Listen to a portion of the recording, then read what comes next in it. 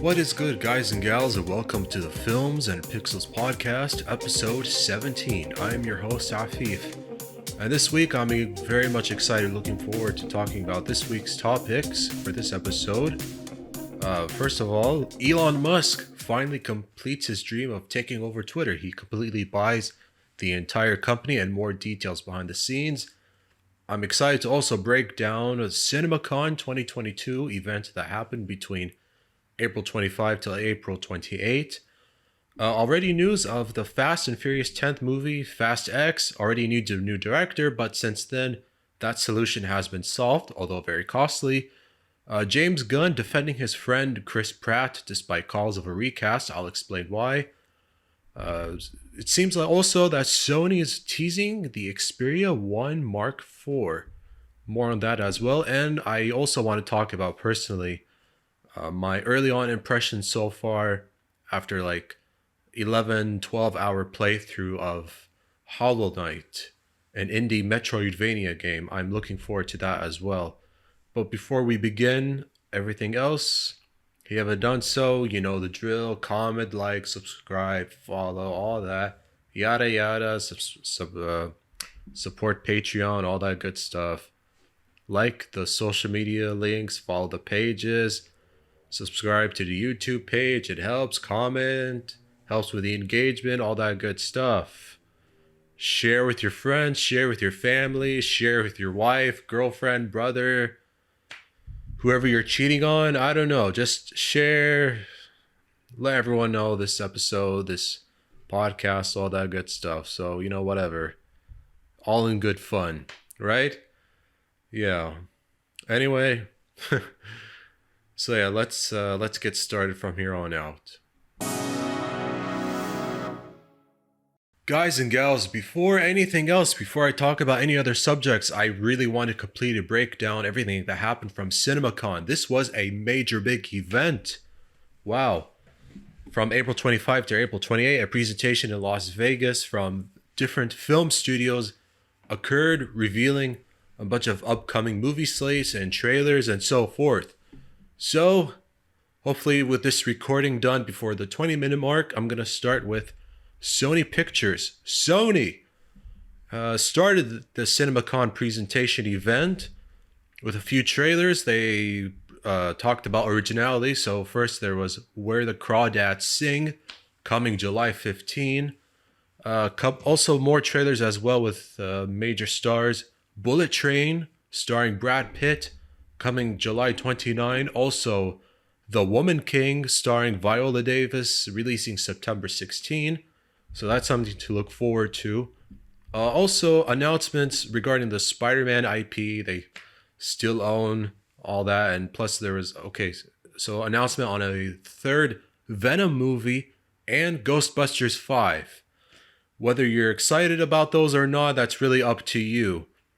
So regarding more Spider-Man related news, there was 15 minutes of advanced footage shown for Spider-Man Across the Spider-Verse, so far with the release date on June 2, 2023. That still has a release date. It was supposed to be called Part 1 with that title. Now with the second sequel of that film as a follow-up planned, it was supposed to be Part 2. Now instead it has been retitled to Spider-Man Beyond the Spider-Verse. It's supposedly like these movies have like 240 plus characters and 6 different universes. So if the original one that I think was in 2018, gonna be great. If that was a great movie, expect those animated Spider films to be amazing as well. Beyond the Spider-Verse around Easter weekend 2024. This is, I should mention something that was like kind of crazy and bizarre to me. Something called a Spider-Man spin-off called El Muerto, about some sort of Mexican wrestler type character that was gonna come. It hasn't said, there's no release date when, but it was gonna start to rapper Bad Bunny. This is just another way of like really milking and using the Spider-Man IP, whatever they have, as a cash cow, similar to what they're doing with Kraven the Hunter. And I'm not even excited about that, honestly.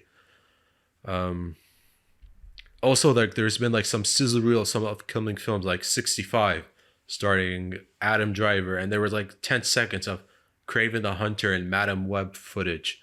Sony closed their presentation as well as surprise footage reveal of the George Foreman biopic scheduled for April 7 of next year, 2023. Okay, Neon Pictures presentation. First off, first trailer released of Crimes of the Future. It does star Viggo Mortensen, Lea Seydoux, Kristen Stewart. This movie was directed by David Cronenberg. The world premiere of the film will be at the upcoming Cannes Film Festival, and then will open to theaters by June 3, so actually very soon of this year. First Love is a documentary by filmmaker Sarah Dosa in collaboration National Geographic. It's about the understanding the science and dangers of volcanoes for a summer 22 theatrical release, supposedly, maybe for streaming as well, possibly. Another big announcement, Moonage Daydream. It's like a film from Brett Morgan and executive producer Bill Gerberg. It's like based on David Bowie, like archive footage and recordings. So how they'll put all of that together will be interesting to see. There wasn't much else from Neon Production Pictures. I don't know if I'm missing anything, but this is what I know. So that's 2 out of 3 film studios with their presentations I've mentioned. Now there was another day. This is a big one from Warner Brothers. Warner Brothers had their CinemaCon presentation recently. Major announcement, the Batman sequel, the second film that starred Robin Pattinson, that's going to get a sequel. That's been announced. I'm assuming the same cast is going to come back, and hopefully Matt Reeves comes back as well, directing the film. That'll be very good. This is also a major one, Do Not Worry, Darling. Directed by Olivia Wilde, the second time she's directing a movie. She directed Get Smart. She's also going to be one of the supporting actresses in the film, starring Harry Styles and Florence Pugh as well. Something crazy happened during that presentation. I'll talk about that as well. There's already a trailer of the movie online, but as a hint, it's like this strange rated R erotic thriller. It's kind of weird. But yeah, there's a trailer online as well. Also, like a sizzle reel of a bunch of DC comic book related projects, like DC's League of Super Pets. There's a new trailer available already. Also, sizzle reel from Black Adam, Shazam! Fury of the Gods, Aquaman: The Lost Kingdom, and The Flash as well. So they're still in development and production. Actually, they're in production as well, and sometimes should be in post-production. A Baz Luhrmann's film Elvis, a new kind of Elvis film, biopic type film, will be interesting to see. Announcement as well regarding a Timothy Chalamet's Wonka film. He'll be starring the main character of Willy Wonka in that film. I don't know if there have been like trailers released, at least for that presentation, but this is what I know, and those films should be very good as well. Also, another Stephen King movie that's going to be coming later this year at September 9th called Salem's Lot. Another film based on a Stephen King horror novel. That will be another creepy one. Also, names for a bunch of 2023 films. The Meg 2, The Color Purple, The Blue Beetle, some sort of animated The Lord of the Rings movie, and even a major news, a live-action Barbie film. We've heard some news and rumors related to a live-action Barbie film. That's definitely going to come. Directed by Greta Gerwig, who directed Lady Bird. There was also a first look release picture of how Margot Robbie will look like as Barbie. So that's available online with a pink background in a car, smiling, with the attire looking exactly like the Barbie doll. Also, the Warner Bros. Presentation closed for CinemaCon with CEO Imric. He returned the stage. Interesting moment that he gave Dwayne "The Rock" Johnson like a special Entertainer of the Decade award from National Association of Theater Owners in if you want to use the acronym NATO. No, not that same NATO you already know on the news on a daily basis, a different NATO, giving him a nod not only to the $11 billion and the worldwide box office movies he's brought into the business, but of course throughout his career, but really his work ethic on the movies he's made and his professionalism. So that's very good to see, just really being a very likable person. That's basically why. Now I want to talk about like something happened like while Olivia Wilde was doing her presentation for Do Not Worry Darling. Someone walked up to the stage with a bunch of documents, like in a package, binder, whatever, handed it to her, and basically she was served papers regarding court papers for custody of her children in a court battle with ex-husband Jason Sudeikis. It became very awkward and weird. She opened it, but she managed to go on. It was very uncomfortable. You know, sources close to the situation claim by that time he had no idea she had this presentation going on, but I find that hard to believe. So I'm sure that was not a comfortable moment. But now, since then, there have been questions of how to improve and fix their security for uninvited guests to come in. I mean, all that was known as like just give the papers, but it didn't say when. So yeah, after all that was done. Okay, next, Walt Disney. Disney had their presentation for their CinemaCon event.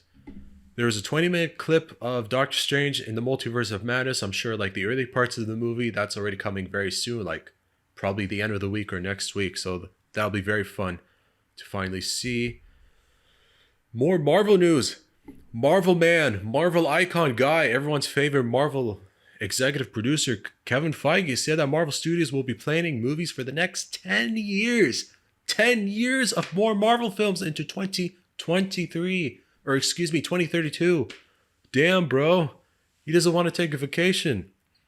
Even a sizzle reel of films like Black Panther, Thor, Love and Thunder, and among other films that Disney has, as well as a 30-minute look of Pixar's Lightyear. I mean, I like the trailers of what I've seen and all that, but I'm just really concerned that this is, again, another cash cow attempt to milk more out of the Toy Story IP. And I'm just worried it kind of hurts the kind of the appeal of why we all love Toy Story so much. But also another big news, David O. Russell. He's a director I like from movies such as Silver Linings Playbook. He's directing another movie called Amsterdam coming November 4. It has leads like Christian Bale, Margot Robbie, John David Washington, and also includes a cast of Anya Taylor-Joy, Chris Rock, Taylor Swift, Rami Malek, Michael Shannon, Zoe Saldana, Robert De Niro, and Mike Myers. That's a very good ensemble if you ask me. I don't know the details, but I'm looking forward to it as more goes on. It might be online what it's more about. Also like some 6-minute, I think there's a trailer as well for the Bob's Burger. So yeah, there's the Bob's Burgers movie that coming very soon this month, May 27th. There might be a trailer, but there was like a private screening, maybe some parts, early footage for the audience. Also, big one, Avatar. Yeah, Avatar finally making a comeback since 2009. A sequel, a second Avatar movie title announced. Avatar, The Way of Water, releasing December 16, with 4 more sequels being planned. I forgot the names of the title on top of my head, but I saw a tweet on Twitter. There was a post from Culture Crave showing titles of like 4 more sequels, but I don't know if they're legit. All I know is they sound exciting, even with like release dates, but I don't know if that's really going to happen.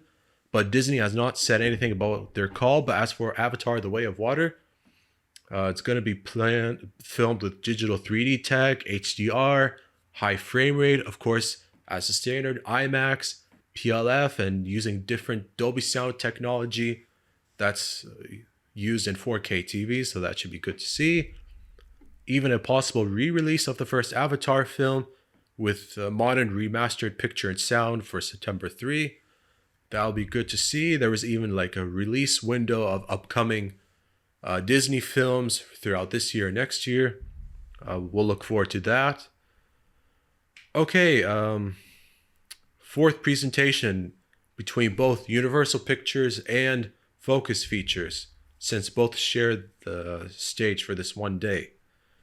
Okay, first off, in Universal Pictures, another horror film from director Jordan Peele, Nope, coming July 22 of this year. David Gordon Green's Halloween Ends, so there's a horror theme going on. Halloween Ends. Megan 3 for January 13 next year. Some movie called Beast, starring Idris Elba. Another film, The Last Voyage of the Demeter. Tickets to Paradise, starring George Clooney and Julia Roberts. You know what? I like those two together in some of their movies when they do something. I remember something called Money Monster. That was very interesting and thrilling as well. I don't know. It's like together they're like America's, or I should say Hollywood's favorite parents. I don't know. To me, it's like the Hollywood parent couple. They're not really a couple, but together they're like the parents that you just want to hang out with. I don't know. Can't explain it, but I don't know. I just like their chemistry and relationship on screen. Yeah, also like a Minions prequel kind of thing called Minions: The Rise of Gru. Like a sequel to Minions, but a prequel to damn it, what was that other called? Those films called related to Minions. But yeah, also Minions: The Rise of Gru, July 1. Two other films called Easter Sunday, August 5, and Bros, September 30. Also, Jurassic World Dominion trailer, a new one coming very soon on June 10. Also, a big announcement, She Said. She Said is a movie based on journalists that really unloaded and covered the whole Harvey Weinstein scandal that happened in 2017. So She Said will be a very important film. I'm not aware of a release date. But yeah, look forward to that. Okay, Focus Features. They had their presentation. They didn't really have much, so that's why they shared the stage with the Universal Pictures. But announcements of Downton Abbey, A New Era, coming May 18. Mrs. Harris Goes to Paris, July 15. Violent Night, December 2. And Armageddon Time. The synopsis and the whole plot point of those movies, they're online. I think there's a trailer for the first two movies I mentioned, Downton Abbey and Mrs. Harris Goes to Paris. So that'll be good to see. Okay, final presentation from Lionsgate. Lionsgate has an announcement of John Wick 4 release date for March 4, 2023 release date. A random spin-off called Ballerina starring Ana de Armas. I haven't seen a trailer, nothing yet on that. There's actually a trailer though on The Expendables 4. It's available online, and part of the cast, one of the cast members, does include 50 Cent himself. Also, other movies called About My Father, Are You There, God? It's Me, Margaret. More announcement on Borderlands. That movie, Borderlands, based on the first-person shooter RPG video game series starring Cate Blanchett. Also, another movie called Whitebird, A Wonder Story. And finally, a Hunger Games prequel called The Ballad of Songbirds and Snakes, coming 2023. It's a prequel to those Hunger Games films, kind of like revolving around a younger version of President Snow, who was played by Donald Rutherford. I'm sorry, I don't know. I think I forgot his last name completely, but based on the antagonist of the Hunger Games films, President Snow. Whew, yeah, that's everything that happened in CinemaCon 2022. The strangest moment, as I mentioned, the whole Olivia Wilde court papers regarding custody of her kids, Dwayne Johnson being awarded, a bunch of films, updated footage reels for later this year, Avatar, new Avatar content, and Avatar making a comeback. Whew, yeah. A lot was shown and presented at CinemaCon this year. Yeah, so that's pretty much everything for CinemaCon 2022. So look forward to more updates on those films, and if there's going to be more announcements, and hopefully no COVID related delays. But yeah, I don't know about you. I'm done on this part. I'm ready to talk about everything else. So stay with me there, please. Tesla, SpaceX, Twitter. They all now belong to Elon Musk. He finally completed his dream of now being full ownership of Twitter. Elon Musk has now completed his task of being owner and being 100% in charge of Twitter, paying $44 billion in cash. $44 billion. How about he uses all of his resources, fixing poor countries, trying to get out of poverty? Yeah, why don't you make good use of that money? He made it clear with the full intention of turning Twitter into a private company and emphasizing free speech for the platform. While that may sound like good things, there's been a lot of concern from majority of the Twitter staff members. There was also a meeting recently when Twitter's top lawyer, Vijay Gadde, was crying. She got really emotional. She's like, a lawyer from Twitter was seriously crying at a company staff meeting out of concern that with Elon Musk acquiring Twitter, there could be changes to the policy and trust. I should say that Gadde was also a lawyer for the team's legal policy and trust, and was a key member in the decision of suspending Donald Trump's Twitter. So the tweet was out on this lawyer being a top advocate, gaslighting the world on Joe Rogan's podcast and censoring the Hunter Biden laptop story. Is upset about the Elon Musk Twitter takeover, with Musk also responding, suspending the Twitter account of major news organization for publishing a truthful story was obviously incredibly inappropriate. So they're just concerns that with Elon Musk in charge, he'll bring and allow Donald Trump back on Twitter, but maybe not. So this is just where one part of the fears are of just letting people come on Twitter, but also maybe having a policy on censorship. It helped that Musk was able to sell like $5 billion worth of his Tesla stock. So that's how it helped him with his financial takeover of Twitter. And will pay like $54.20 of cash per share for the company. So it may be taken private before the end of October, with the board of Twitter announcing a deal reaching with Elon Musk sometime last Monday.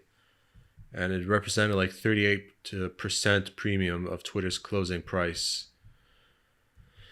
As well, okay, we saw like he had a small percentage of the company, but because they didn't allow him to have control, if he had more than 15%, he wanted to completely buy it. So, and as that, it comes after Musk's, someone that he knows as a friend, Jack Dorsey, is stepping down as CEO, but with Parag Agrawal taking over. There are concerns that changes could come, like other than new CEO, maybe workers being laid off, monetization changes of Twitter, and if there are going to be ads and so forth, charging publishers to embed them and so forth. But in that case, he had more to say without the whole free speech thing, like the extreme antibody reaction for those who fear free speech says it all. By free speech, I simply mean that which matches the law. I am against censorship that goes far beyond the law. If people want less free speech, they will ask government to pass laws to that effect. Therefore, going beyond the law is contrary to the will of the people. So, I guess it's... I guess like although he is against censorship, but still allowing free speech, but although possibly allowing more endangerment to those who may spread false information and crazy lies and encourage cult leaders to go insane online. But I found a Twitter thread from Jack Dorsey that I think helps on kind of revolving on the situation to just allow Twitter to be sold agreement with Elon Musk. I hope this is the right thread in order. I love Twitter. Twitter is the closest thing we have to a global consciousness. The idea and service that all that matters to me, and I will do whatever it takes to protect both. Twitter as a company has always been my sole issue and my biggest regret. It has been owned by Wall Street and the ad model. Taking it back from Wall Street is the correct first step. In principle, I don't believe anyone should own or run Twitter. It wants to be a public good at a protocol level, not a company.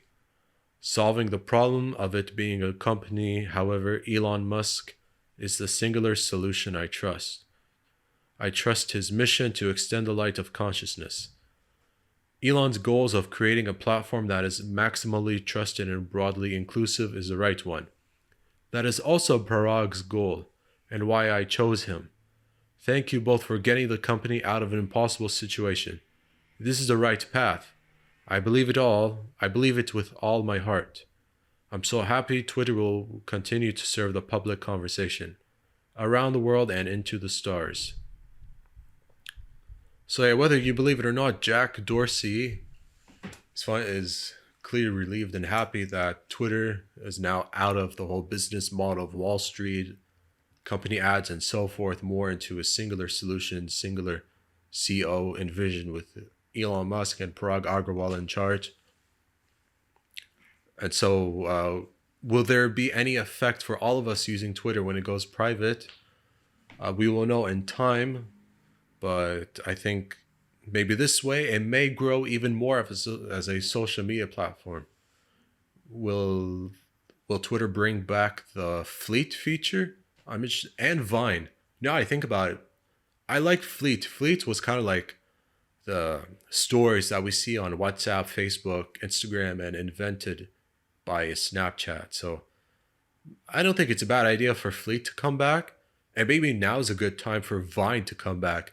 I mean, Vine was ahead of its time with a short form video platform, but it got shut down due to low popularity and low usage. Now with Reels, YouTube Shorts, TikTok, other TikTok alternatives like Rizzle as well. And now even Reels integrated into Facebook as well. So with the short form video clips now being more popular than ever, it's definitely going to grow.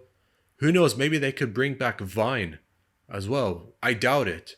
But I mean, I just don't think it's a good idea since it may help Twitter grow and have more people, more big name companies and public figures really take Twitter more seriously and not just Facebook and Instagram just because they're owned by one company and Meta Inc. But yeah, that's just my opinion. But yeah, since Elon Musk wants to make Twitter private, what does that mean for all of us? I mean, honestly, don't know. Someone else probably knows better than I do. But yeah, maybe we'll wait to look forward on that. Just when the 10th Fast and Furious movie was finally starting production, just days later, it hit a snag. Now, Justin Lin, who's directed most of the movies, especially the 5th one, and I think the 7th one as well, all of a sudden has decided to step down as director. And he got the support from Universal Pictures, so the decision for Justin Lin to step down as director of the 10th Fast and Furious movie, otherwise known as Fast X, no longer going to be part of the project, but he will stay on as producer. So, of course, it's going to be one of those creative differences reasons for stepping down on the project. Now, this might not be shocking for most people who have seen this sort of situation before with past films and Fast and Furious, but sources close to the situation are saying that Vin Diesel's behavior is part of the reason. So many are blaming Vin Diesel for having Justin Lin to step down, and this is strange. I mean, although Vin Diesel is also like a producer on the film, but I thought like they seem to have worked well together in the past. So what happened early on is strange, especially since like they're supposed to film scenes with the UK production unit, and while there are other production unit in other countries waiting for things to get going. So yeah, part of the problem is that he shows up late, he doesn't always have his lines memorized, and he always looks like he's out of shape. So that kind of disruptive behavior on set hasn't really helped Justin Lin. And plus, like, although as a producer he does have creative input, he can be too controlling with his role on trying to perfect the films. So I understand it. In his absence of not having a director, it did cost Universal Pictures between $600,000 to $1 million just to find a replacement for a new director. Thankfully, it didn't take too much long. They finally did. The announcement has made that Louis Leterrier. Most people know that name from the Incredible Hulk film from 2008, MCU's second film, and Transporter 1 and 2 action films starring Jason Statham, will now helm the directorial role for Fast X. So now he's got to be the new director for the film as well. But what's crazy about this whole situation is that Justin Lin is willing to walk away from a deal that around $10 to $20 million. Like, no one will walk away from that kind of money unless someone's basically unhappy and fed up with the work situation with producers and so forth, or any cast members. But that's exactly what happened between Lin and Vin Diesel. And at the same time, trying to integrate new casting members with Jason Momoa as an antagonist for the film, Brie Larson, Mike Rooker, and among other new cast members joining Fast X movie for the 10th Fast and Furious movie. So for the other two actors, I don't know what their roles are, but we will know in time. And of course, there's going to be a trailer and all that good stuff. So yeah, Aqua Momoa's back. This time as a bad guy. How about that? But yeah, I mean, to walk away from a directorial job that would have made you between $10 to $20 million. I mean, listen, no one is crazy to do that. Unless someone really is interfering with your job and making things difficult, I get that. It's not an easy business. So I understand it. And it could be very long and exhausting when the producers kind of like step in and want to have their say so over the directors and what should happen, what should not happen. Cut this scene. Don't want to cut that scene. Change those lines. Want those lines. So it's more uncommon than most people think. When it all looks perfect, sounds all right, it's like, whoa, wait. But look, I wanted to walk away because, well, he said so. He wanted this, he wanted that. Not letting me do my job. And it's more common than you think. It happened with even Sam Raimi's Spider-Man films. It happened with MCU projects. You know, it shows on those DC films. It shows on maybe some other major IP films that maybe I don't have in mind, but it's, again, like it's not rare. So yeah, I remember like even Deadpool 2 as well. Tim Miller walked away from Deadpool 2 directorial work, creative differences with Ryan Reynolds, and someone stepped in, forgot the name, but yeah, so it's common in those action films. But hopefully, like with Louis Leterrier experience in directing major action films, he could bring some excitement to Fast X. And, you know, we'll find out more as the months go on, and, you know, will the trailers reflect on that excitement? It shall be known.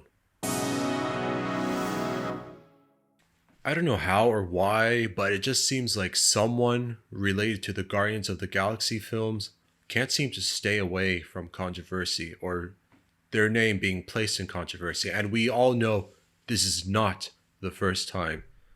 New situation has developed. A viral tweet has gone online. Like, you know, someone suggesting like, hey, Marvel, hear me out. Like, replace Chris Pratt with Patrick Wilson instead as Star-Lord.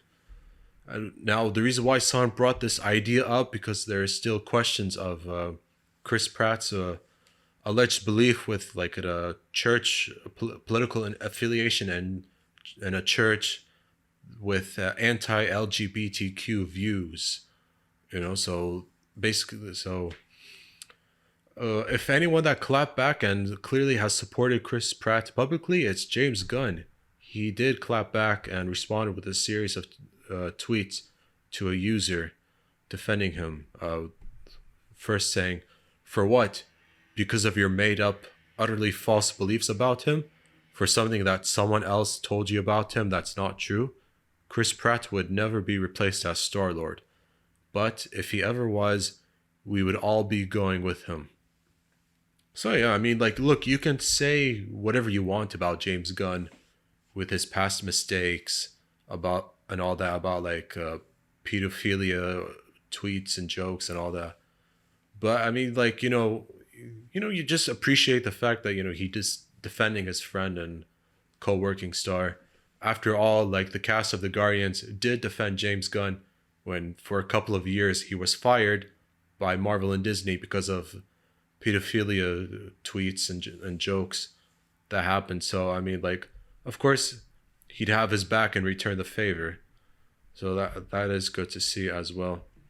And it's not the first time. Like, he's been facing backlash in recent years. Even like, when Chris Pratt appeared as a guest on the Stephen Colbert show, and Elliot Page tweeted like, you're a famous actor. Like, why would you be, if you're like you say like this church is not anti-LGBTQT but that's not true.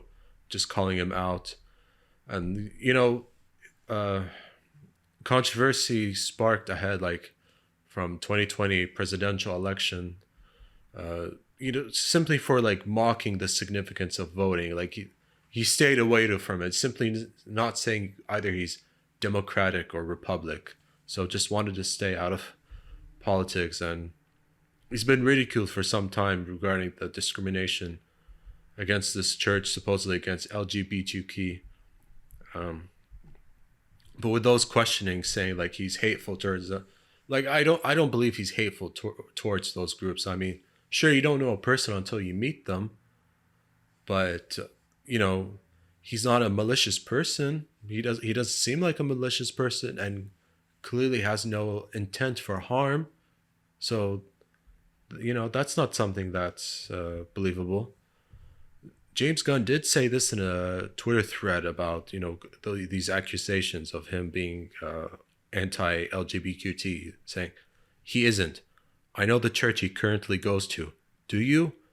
The answer is you don't, but you heard from someone who heard from someone who heard from someone where he goes to church, so decided, yeah, okay, I'll believe this terrible thing I heard online about this celebrity." So yeah, it's nice to see that once more James Gunn defending Chris Pratt, and I don't think there's going to be any calls for recasting, but I mean, just like I said before, say what you want about him, but it's appreciative that they work well together. And I think it was even a few years ago, Chris Pratt responded back to these accusations at saying, it has recently been suggested I belong to a church which hates a certain group of people and is infamously anti-LGBTQ. Nothing could be further from the truth. I go to a church that opens their doors to absolutely everyone. So what are the facts? I don't know. They're not clear. I don't know the name. I don't want to know. I'm not going to try to dig too deep. Is it anti-LGBTQ? I don't know what's true or not true, but since then he claims that's not true. Nothing against LGBTQ group. So yeah, like all these accusations, false, not false. It's a situation that grows louder and louder unexpectedly, and I think it is starting to sound like an unnecessary distraction. Hopefully by now it's not a distraction, but if those who know him well, have a friendship with him, say like all that is not true, then I think the matter should be settled and really like a conversation closed from here on out. So hopefully now, enough of this topic about supporting or not supporting LGBTQ groups, because I think it's all just loud noise for nothing, in my opinion. Okay, I quickly just want to talk about Sony's new Xperia phone. They've been busy over the last few years with the Xperia 1 phone line. There's a teaser trailer already available regarding their new Xperia 1 Mark IV phone. It's a good trailer because it kind of, it's not just as good visually and great graphics, but also like detailed shown past Xperia 1 Mark phones, Mark 1, 2, 3 phones. As for specs, nothing really yet said, but the event is going to be very soon on their presentation. It's expected to be on May 11. So May 11, there's going to be an Xperia 1 Mark IV phone reveal event. As there's like one leak or something, just like render design of how it may look like, but again, it's not really official yet. And there are rumors of maybe like more than 4K or 8K phone. Again, not clear, but there are rumors of possibly like a Snapdragon 8 core chip. But there are no official specs yet, so it's too early to say. But I mean, yeah, like personally, as someone who's once used an Xperia phone, I used the Xperia X, so in the past, I really liked the Xperia line. I thought that they were just easy to use, very user friendly and so forth. And I'm sure the same has been said with the Xperia 1 phones. After all, the Xperia Mark 1 Mark phones are still ongoing. And so it'll be good to know the public reception of those phone lines, you know? So, yeah, only time will tell after the presentation. I think it may launch around the same month, but and how much it will cost. I mean, I think the success will determine if it's going to be one of those $1,000 phones, because other Xperia Mark phones costed like $1,000 plus. So yeah, I don't know who's willing to afford that, but good for you. Okay, final topic of the day. I'm personally very much looking forward to talking about my early on impressions and experiences so far of playing a very well made and excellent, great indie game in the Metroidvania genre called Hollow Knight, developed by an indie team called Team Cherry. Uh, they managed to get the money on a Kickstarter campaign to make Hollow Knight since 2017, 2018, released on all modern gaming platforms. And I gotta tell you, the more I played it, the more like I've had a hard time letting it go. It's really special. The art design is just amazing, like, and really colorful when navigating back and forth through different levels, like these amazing deep blues, the shining greens, the eye-popping pinks, and so forth. And level design is amazing. The combat may look simple, but it is very upgradable in a way. Like not like moves, just like a simple attack, but it can get stronger with like upgrades and so forth. Of course, throughout when you find different parts, different like charms kind of like ways of like upping or kind of like helping you improve the gameplay, making things simpler for you, and like also different moves and abilities like a super dashing or yeah, I remember like a super dash and like a stomp or something like that. And although it is challenging, I wouldn't call it as hard as Dark Souls, but there is some inspiration from Dark Souls with the resting on the benches and like, you know, defeating enemies and using its geo or similar to Souls as like currency for parts and upgrades and buying items and so forth. So I mean, I've really liked it. Like I'm still very much enjoying it. It's just like, it's no accident why I think, in my opinion, it's like another all-time great. It sort of has inspired me to go back to another indie Metroidvania game, Guacamelee 1. That's a really fun one. It's not just a Metroidvania, like partly like a beat 'em up kind of platformer game. So it's like like it, and yeah, like the common theme of indie games, as I've always noticed, there isn't really much voice acting because they don't have the budget for cutting edge graphics, voice acting, online multiplayer. But I mean, if you give indies a chance, like they're really special because it allows them to have like creative input on how they want to make their games, and like all, and it's only on digital distribution, but it gives them control of like how they want to release and make their games without interference from major publishers who, when you have a AAA publisher, they get financed. Studios that make AAA games get financed, but there's some creative control as well that they want to provide their own input of how the games they want to be made because of the money that being spent. So with the money they get of their own or from Kickstarter campaigns, they make the game as they like, whether it's like a platformer or some other kind. And most of the time, majority of the time, something amazing always comes up, And I should mention, like, if you're someone that, even if it's not just indie games, if you're someone that likes and supports indie music, indie films, you should really check them out. I think indie films are usually shorter, but although I don't know, or I've seen a lot of indie films, I mean, indie films are definitely worth it.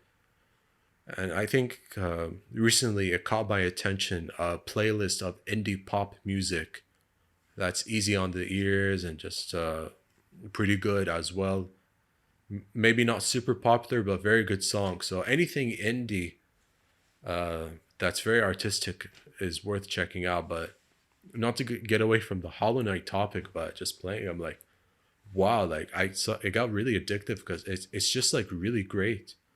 Yes, challenging, and even the boss fights are kind of challenging as well, but I would not even say as hard as Dark Souls.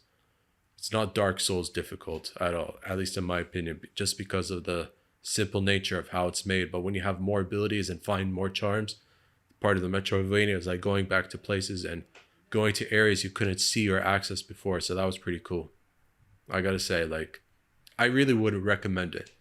Whether it's on console, Windows, I mean, damn, buy it for your Switch, I mean, however you want to play. I mean, that way, if you buy it for the Switch, you can just take it on the go and play it on handheld. It's really great. Even other indie games that you could buy, they're usually cheap, but if you want to wait for sales, go ahead. I'm telling you, they're must-haves. I think now it's pretty much to say I can finally wrap up episode 17 of the Films and Pixels podcast. If you have watched and listened everything from beginning to end, really thank you so much for the time you have given to just listen to me blabber and talk about all sorts of things. It means a lot just to watch and listen to this episode. If you haven't seen previous content, previous episodes, please go ahead. Playlist is available also still on all streaming platforms, available in the description section. Like and follow the pages. Any comment, it's good for the engagement, helps with the engagement, brings more exposure. Subscribing helps an independent channel like this for more exposure. So thank you if you have done so. It really does me a huge favor. I really would appreciate it. Share it with your friends, your family members, your girlfriends, your boyfriends, your wives, your husbands, whoever you're dating. I don't know. I don't care. Just share it with anyone and everyone. Really, thank you so much. Your best friend even. I don't know. Your siblings. Just share with anyone and everyone. Thank you so much. Until next time, thank you for watching, listening the Films and Pixels podcast, episode 17.